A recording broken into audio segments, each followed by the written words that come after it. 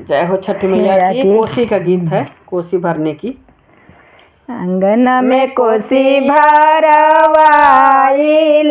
कलशा धराइले कलशा धराइले हो।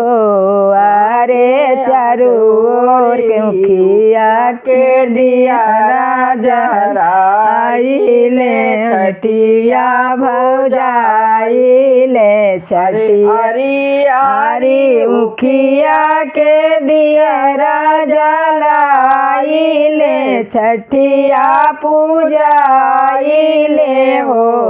अरे जौआ के बेदिया बनाइले चंदनी तानवाइले चंदनी तानवाइले हो। अरे सात फल से कोसिया सजाइले छठी पूजवाइले छठी पूजवाइले हो।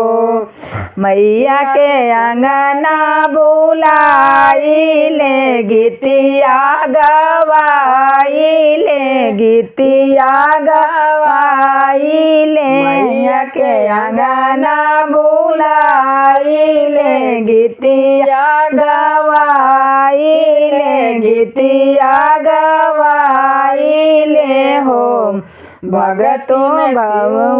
भगति भौआ सिवाइले छठिया पूजाइले छठिया पूजाइले हो।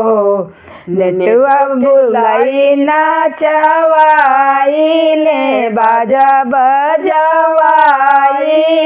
बाजा बजवाइले नेटुआ बुलाई नाचवाइले बाजा बजवाइले बाजा बजवाइले हो। सब कोसिया पर दिया जलाइले छठी पूजवाइले छठी पूजवाइले हो। अंगन में कोसी भराइले कलशा धराइले कलशा धराइले हो। अरे आरी मुखिया के दिया जलाइले छठिया पूजाइले छठिया पूजाइले हो। जय छठी माता।